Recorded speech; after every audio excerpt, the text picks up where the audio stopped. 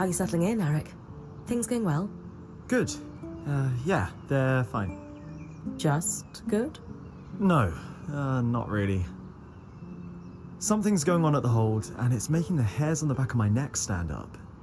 The Eye publicly scorched you for opening up Asylum, and yet I've heard him telling the Spindle that this could be a good thing. Meanwhile, the runners are stretched paper thin keeping supplies moving.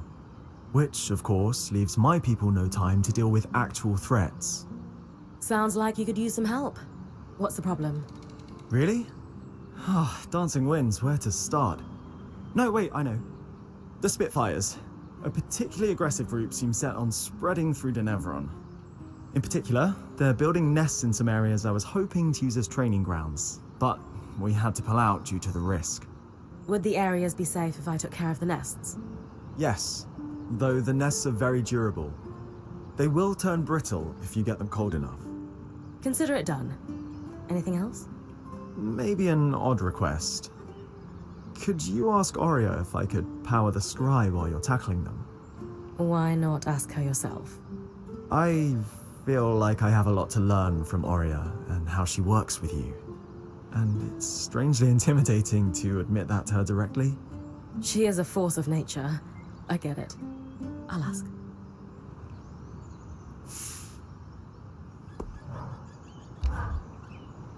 Making yourself at home? Yes. I've always wanted my own ruined fountain.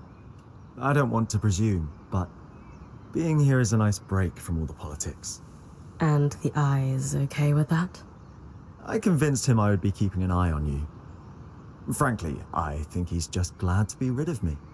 I ask the kind of questions that make him uncomfortable. You know, tough ones like, how? And why exactly? Lucky for you, Oria loves when people ask those questions. Welcome to the camp, Eric. We're glad to have you, and your insight on the Hearthsiders. You still call us that? Yeah, but it's more bitter these days. Surge and all. Maybe together we can fix that. Let's. Thanks again for offering to talk to Oria for me. It's genuinely exciting to learn from someone new for once. Our community's pretty insular.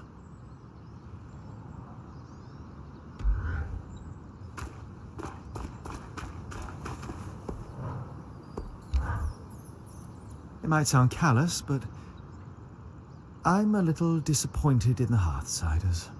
They're in worse shape than any of us expected. They've done so little to repair the wonders that surround them. How can a society once renowned for its genius become so far removed from their own innovations? It makes me question if they were ever as great as we all believe they were, or if it was just... Some myth to keep Weavers going after the surge. Exactly. Something for us to believe in, whether or not it was true.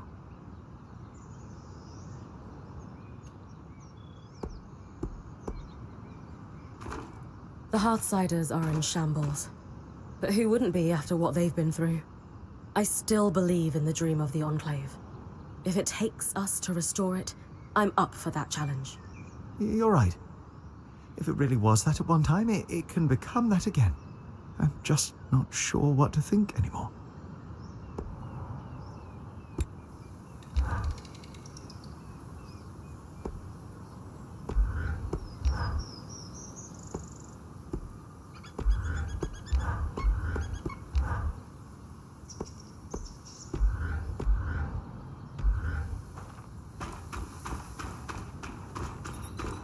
You're seriously telling me, can't... Bryn, I have to say, I'm a little concerned about you. Me? Why's that? I don't think you know what you're getting yourself into with the Enclave Council. You're not just helping them, you're diving headfirst into their political affairs. Lane, if I can fight an Archon 10 times my size, I can handle a little bureaucracy. That's exactly my point. I was raised in the midst of political schemes and intrigue. There's always something unsaid or underhanded at play beneath the surface. Just be careful. That's all.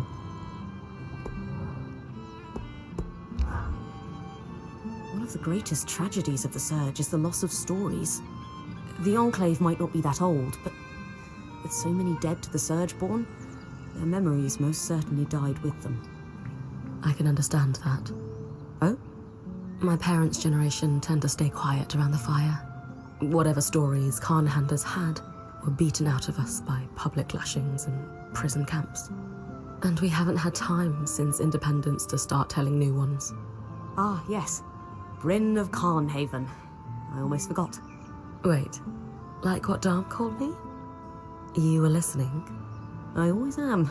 Habit born of a Udean upbringing, I suppose. But, yes. I suppose the similarities are there, aren't they? A population whittled down by catastrophe. Stories lost. Did you ever have the urge to press a little harder? To try and learn just one or two stories, even if it was painful for the person telling them?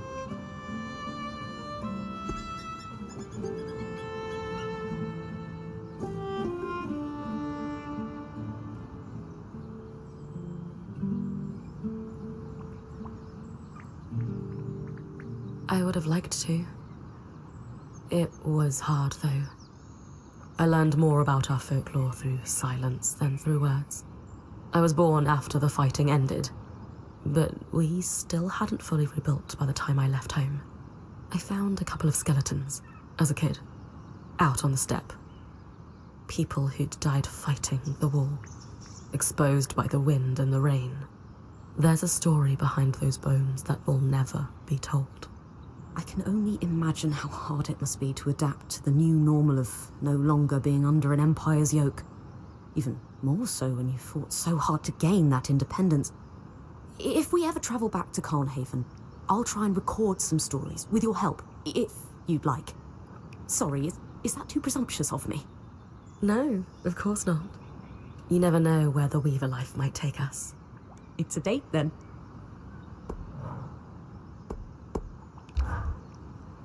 I took a break from work earlier to watch you on the scry.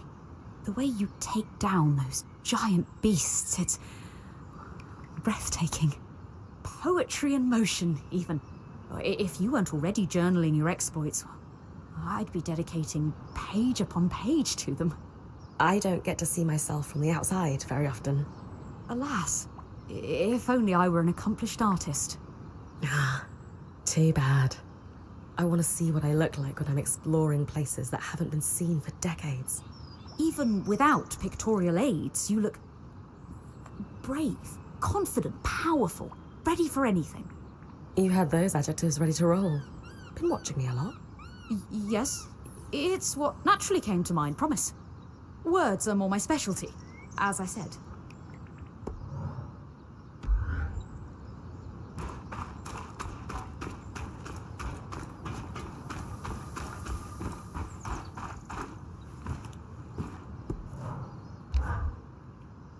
So, what were you speaking to the Eye about? Nothing. I don't want to talk about it. I didn't mean to pry. I just wanted to make sure you're okay. You want to know if I'm okay? Yes? Then how come no one is at all concerned with the fact we can't leave? This isn't my life. Traveling with a Weaver band was supposed to be temporary. For me, at least. There are things I should get back to in Tarza, and it's increasingly clear no one has any idea when I will. If ever. So no, I'm not okay. I'm so sorry. I had no idea you were feeling this way. You're right. I am? The truth is, we don't know how or when we're getting out of here. But if you want to leave, we should have made that more of a priority. Or at least made you feel more heard. So we'll work on it. Promise. Really? What's the catch? No catch. Apprentice or full-time weaver, what's important to you is important to all of us. I don't know what to say. But thanks.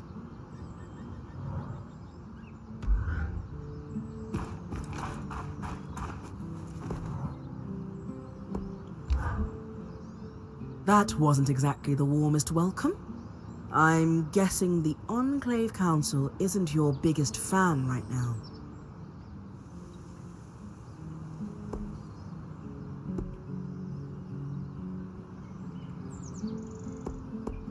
Not a great first impression, but I can bring them around. Even the Eye. He seemed pretty peeved. Hey, if I can help his people, he won't have any reason to hate me. Whatever the Council thinks of you, I'm glad you're trying to help them. I think they could really use it. Yeah, they don't seem to be in great shape. Nothing our daring point can't fix.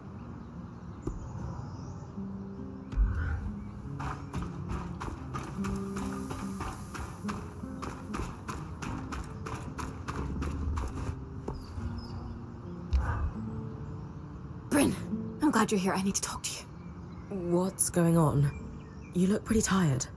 Yeah, I'm fine. It's just... about those Mighty Drake scales. I know Aurea said we don't need them, but she just doesn't understand. It's dangerous out here, you know? Especially now that these Surgeborn are loose. We need to be prepared for anything. It's just gnawing in the back of my head. Do you think you could do it? I'm guessing Aurea doesn't know you want me to go Drake hunting. Do you really think it's a good idea for us to go behind her back? It looks bad, but she just doesn't see what I'm seeing. To be honest, I'm not sure I see it either. Please, just trust me. Seriously, when's the last time you slept? Kashar don't need as much sleep as Ashar or Casil. But you need some sleep. It's been a while, maybe 10 days, or a week. I'm fine. You haven't told me why we need them, or better yet, why we need 90. We want the best gear and weapons, don't we? So Sola asked for these? Not exactly. They have other uses too. Kaz, you need to tell me what's really going on here. I want to help, but the Drake scales? The Weaver Band is okay.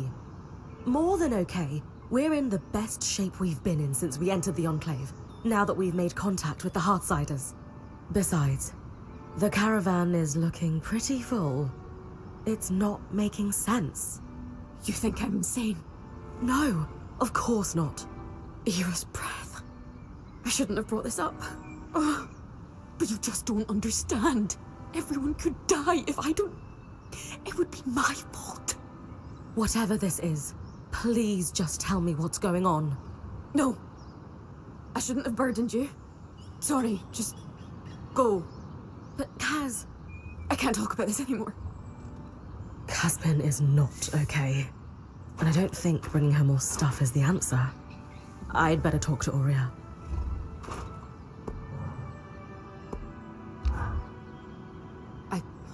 I don't want to talk about the scales anymore, but the Hearthsiders look more traumatized than a beast of burden after a hurricane.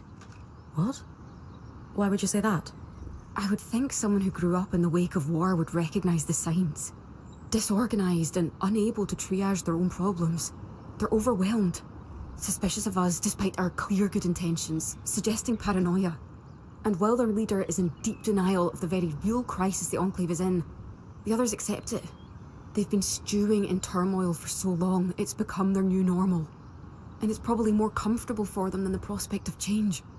You're right. They do remind me of some veterans back in Carnhaven. Saw it 1,000 times over while working in Udea. Aurea may not want to hear it, but these people are completely lost in their crisis. What makes you say that? Aurea has a case of hero worship when it comes to the Enclave. She can be blinded by it sometimes. Huh. It's not to say great things didn't happen here. But at the end of the day, the Hearthsiders aren't gods. They're fallible. Just like us.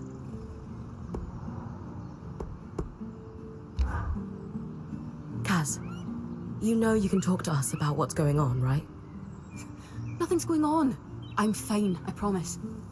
You don't seem fine, though. It's just, no one seems to understand how important the Ashpeak Drake skills are, and bad things are going to happen if we don't... You know what? I just can't talk about this right now. I'm sorry.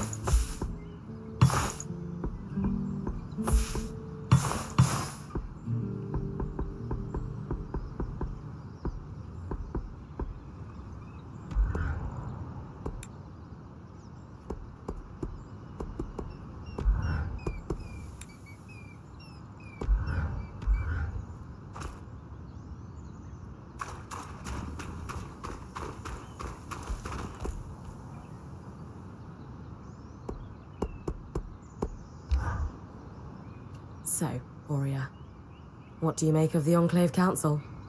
Their living history. What they've seen, what knowledge they must have preserved. All this time, they've been here, holding down the fort. It's great you've offered to help the Axle and the Spindle. Just be careful you're not going over the eye's head.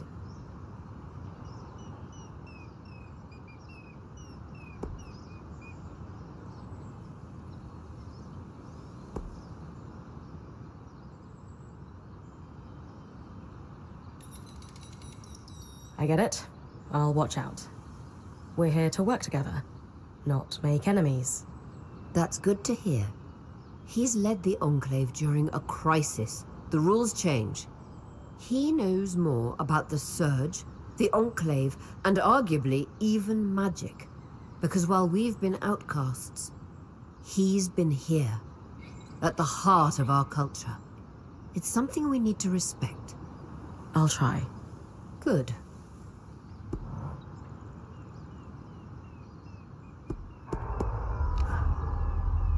This is a little out of the ordinary, but the Spindle gave me a key swatch. Or rather, she dropped off a letter with one enclosed on my desk in the camp. No one saw her come in or out. Why not just hand us the key swatch at Cassidy's hold? According to her letter, what she's asking us to investigate is highly confidential. So, chances she was authorized to give us this key swatch are... Slim to none. Where does it lead? Starlight Cape, an island outpost that was abandoned following the Surge. Strange sightings were reported from the mainland. However, the Hearthsiders couldn't afford to send scouts. That's why the Spindle thought of us.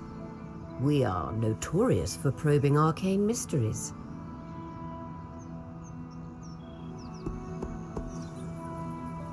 Why was Starlight Cape abandoned?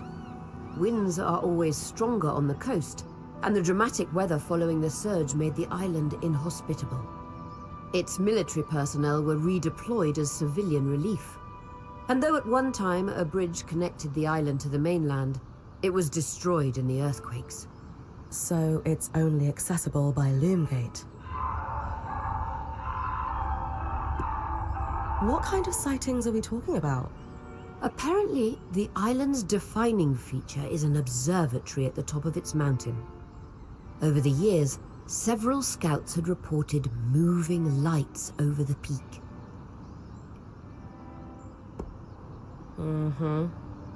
So, what do we know about Starlight Cape?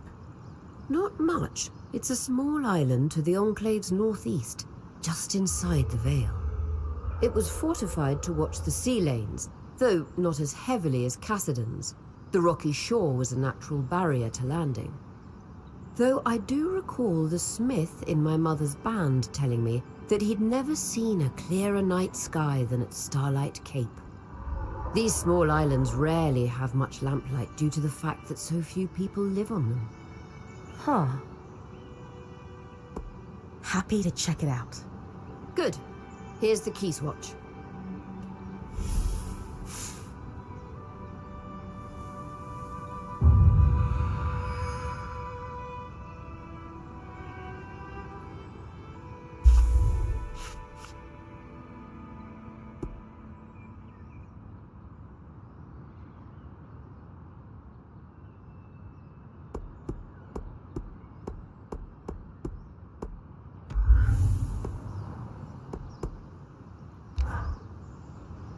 Hey, you all right? Yes. There's something I should have told you, so I'll just come out and say it. I was born in the Enclave. How is that possible? Oh, luck or tragedy, depending on your perspective. Before I was born, my mother and father lived here happily for several years. But they decided it would be better if my mother raised me with my grandmother and great aunts for the first few months of my life. So she left with me when I was just a hatchling, with every intention to return. But the surge happened. The life I should have had was lost for good. Because of all this, I never knew my father. I don't even know his name.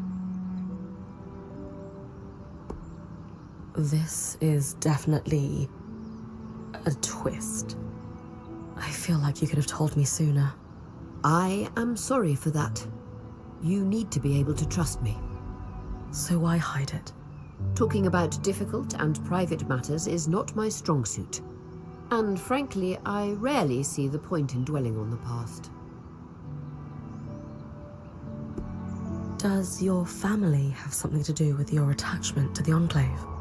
Being here has meant a lot in some ways, and in others, it's very different from what I expected. Meeting the Hearthsiders was a lifelong dream, but the circumstances of our encounter, not what I'd envisioned. Knowing now that this is your birthplace, I can see why that would be disheartening. This was meant to be my home, after all. Isn't it a little strange your mother never told you his name? She was separated from him so suddenly.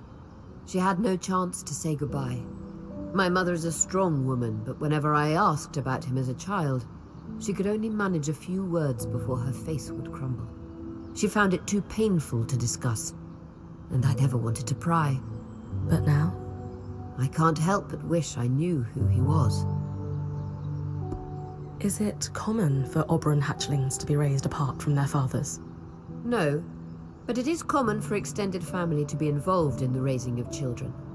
As you know, I come from a long line of weavers, many of whom traveled in caravans their entire lives. It was apparently quite a shock when my mother fell for a Hearthsider. So your parents were looking for a compromise when it came to raising you? Exactly. And I wouldn't trade my childhood on the road. My great-aunts and my grandmother made me who I am, after all. Still, you missed out on your father. It's natural to wonder about him. I suppose. So, we're going to find out who your father was. You would help me? Of course. Maybe Lane would have some ideas on where to start. Actually, I had an idea myself. The spindle mentioned a statue of my mother. It's clear the Enclave commemorated their champions.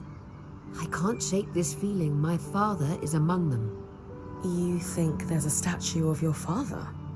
I know it sounds strange, but the handful of times that my mother spoke of him, she described him as this great hero. Since she was one herself, is it so crazy to think she might have meant that literally? Maybe not. I can scope out the statues in Upper Denevron for a resemblance, if that's what you want. Good. And thank you.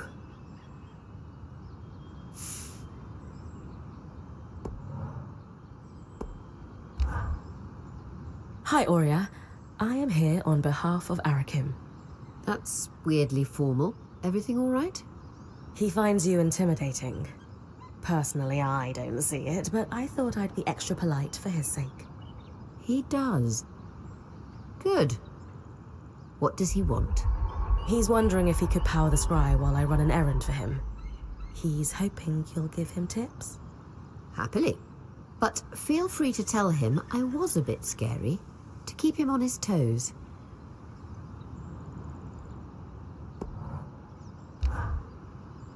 Hey, Aurea. About Casmin. I know. I'm worried too. So is the rest of the band. Let's talk at the archive, privately. I'll join you and Lane in a moment. All right.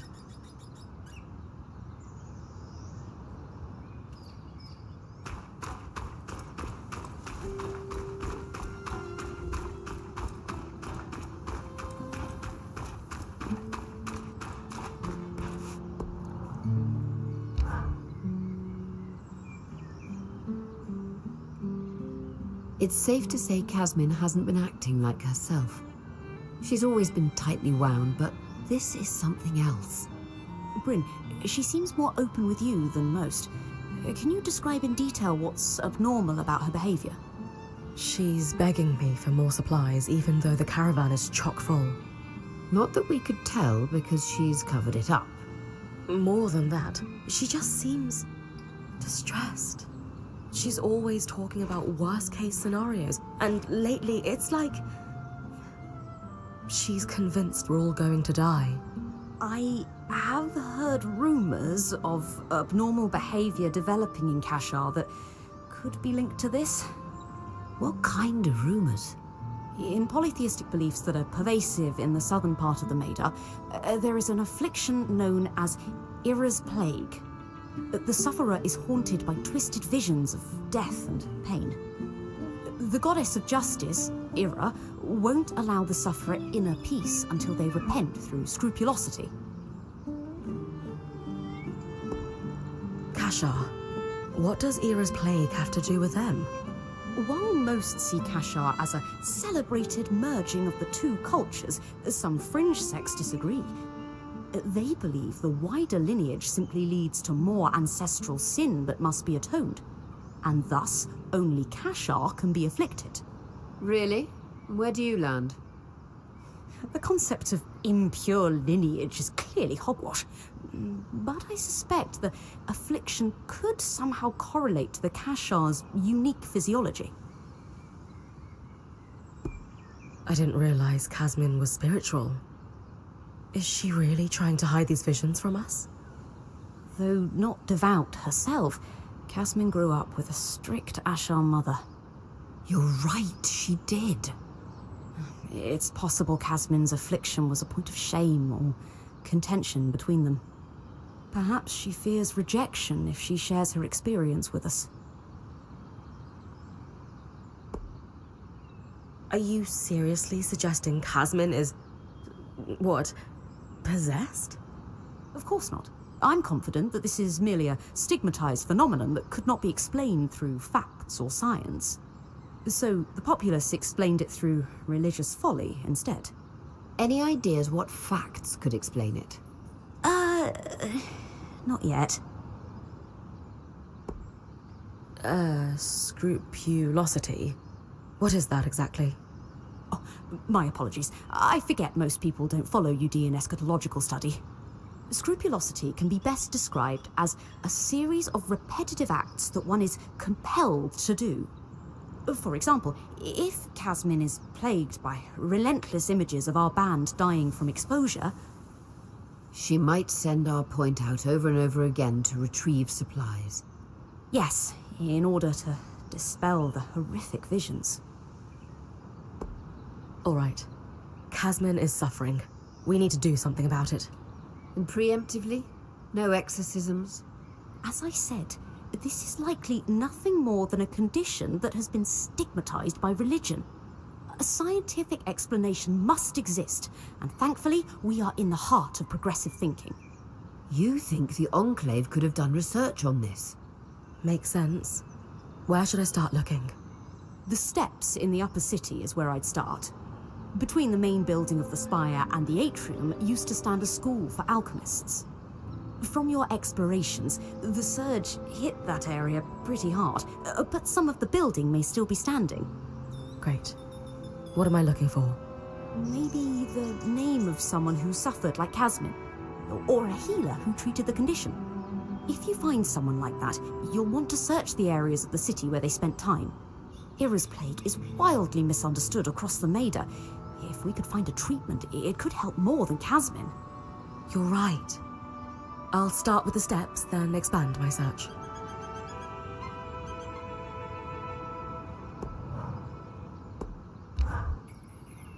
You won't find Oria's father running amid statues, you know. What do you mean? You know what's most likely to get in the way of tracking down one's lineage? Family. A scholar wants to trace a family line to find connections between key historical figures? No problem. A living relative wants to find their great-grandfather using some oh-so-precious family heirloom? What a headache. Why?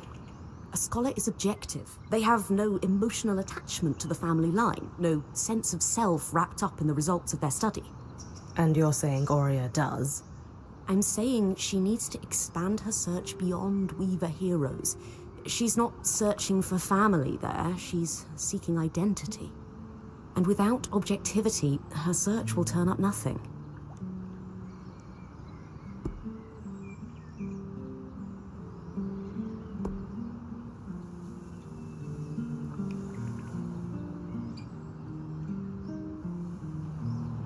I mean, it's her father. Of course she's emotionally attached. How could anyone expect otherwise? No one could, of course. All I'm saying is, don't be surprised if there is more to this than what Ori is letting on. I'll keep that in mind. Food for thought, at least.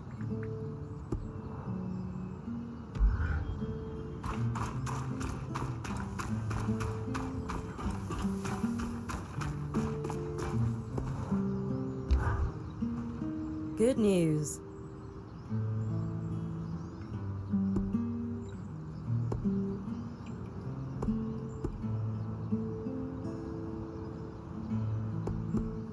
You're going to study with Aurea.